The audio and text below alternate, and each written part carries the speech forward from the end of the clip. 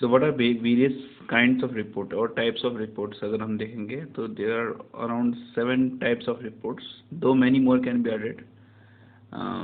Basically informational report, analytical report, research report, statutory reports, non-statutory reports, routine reports and special reports. अब हम एक एक करके हर एक को समझेंगे. Basically informational reports or routine reports are almost the same. Okay. Statutory reports, these are concerned to law. Okay. बाकी research, okay, we'll see one by one. First is informational report. ठीक है, इंफॉर्मेशनल रिपोर्ट में क्या होता है कि आपको particular fact बताते हो आप उसमें. ठीक है, उस फैक्ट को डिटेल में बताओगे instead of giving any note or suggestion. मतलब आप उसके बेसिस पे कोई रिजल्ट या फिर कोई सजेशन दिए बिना जो आपसे कहा गया है, जो आपसे इंफॉर्मेशन सीख की गई है, फिर जो आपसे इंफॉर्मेशन मांगी गई है, आप उसके बारे में क्लियरली बताओगे. आप उसको इंफॉर्मेशनल रिपोर्ट बोलते हो. ठीक है, जैसे कि आपको number of candidate appearing in exam पूछा है, तो आप उसके ऊपर क्या कंक्लूजन दोगे? उसके ऊपर कंक्लूजन नहीं दोगे, आप सीधा सीधा डिटेल में ये बताओगे कि हाँ इतने कैंडिडेट्स ने एग्जाम दिया, इतने कैंडिडेट्स एब्सेंट थे. Okay, so that type of reports we doesn't want any note or suggestion. Routine report. ठीक है, कितने बच्चे आज क्लास में प्रेजेंट थे, कितने बच्चे क्लास में एब्सेंट थे. ठीक है, that type of reports are called informational report. So putting into sentences, these reports present the facts about a certain given activity in detail without any note or suggestions. ठीक है, whatever is gathered is reported without giving anything by way of either explanation or any suggestion. ठीक है, आप उस report के साथ कोई भी एक्सप्लेनेशन या कोई भी सजेशन आपको जोड़ने की जरूरत नहीं है. आपसे जो पूछा गया है बस आप वो बताओ. ठीक है, वाइस चांसलर, एग्जाम्पल के तौर पे vice chancellor is asking about the number of candidates appearing at a particular examination. ठीक है, सो इट इज़ क्लियर कि आप उसमें कैंडिडेट्स के बारे में बराबर इंफॉर्मेशन दोगे कि कितने कैंडिडेट्स प्रेजेंट थे और कितने कैंडिडेट्स एब्सेंट थे. ठीक है, without giving any comment. General such reports are of routine nature.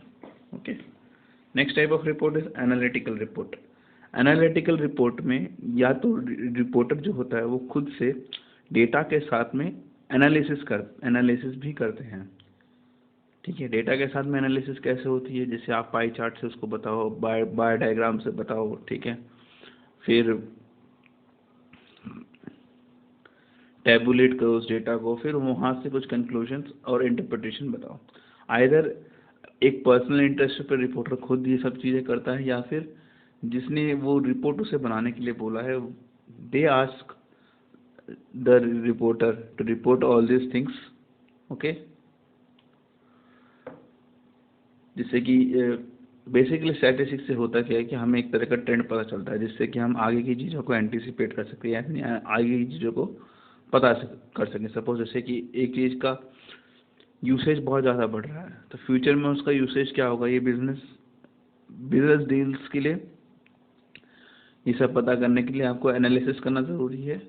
ठीक है, सो इन सब को अगर हम वर्ड्स में पुट करें तो रिपोर्टर हिमसेल्फ और may be asked by the one who is seeking the report. ठीक है, such reports contains narration of facts, collected data, information, classified and tabulated data, and also explanatory note followed by the conclusions arrived at interpretation.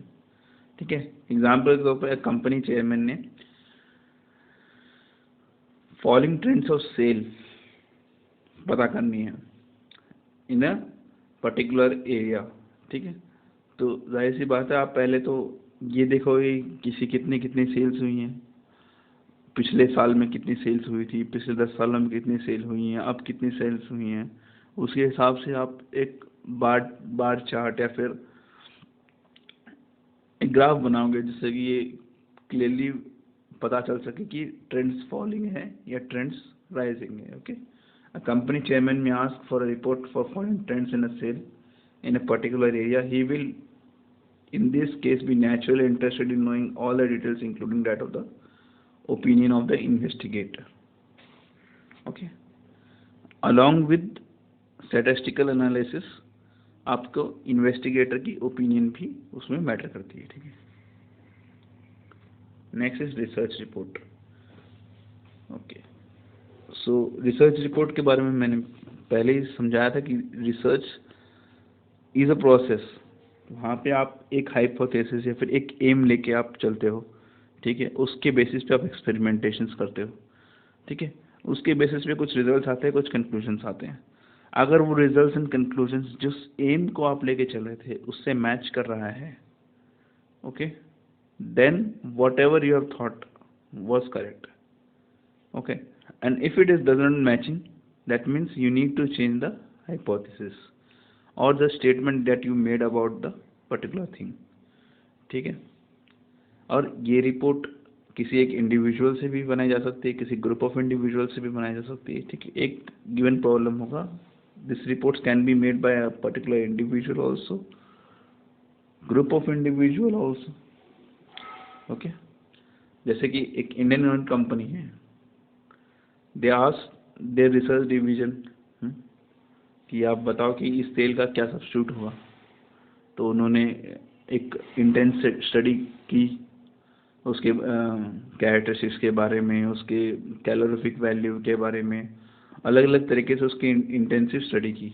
और उसके बाद में वो detailed findings, पहले तो वो सर्टिफाइड डिटेल्ड फाइंडिंग्स उस रिपोर्ट में होंगी। ठीक है, उसके बाद में क्या होगा, उस डिटेल्ड फाइंडिंग के साथ उनकी खुद के सजेशंस, ठीक है, और कंक्लूजन्स कि वेदर इसका सब्स्टिट्यूट ये हो सकता है या नहीं हो सकता। ठीक है, so Indian oil company might have asked its research division to find some substitute for petrol, and if such study is conducted, then a report shall be submitted by the research division detailing its findings and then offering their own suggestions, including conclusions at which the division has arrived.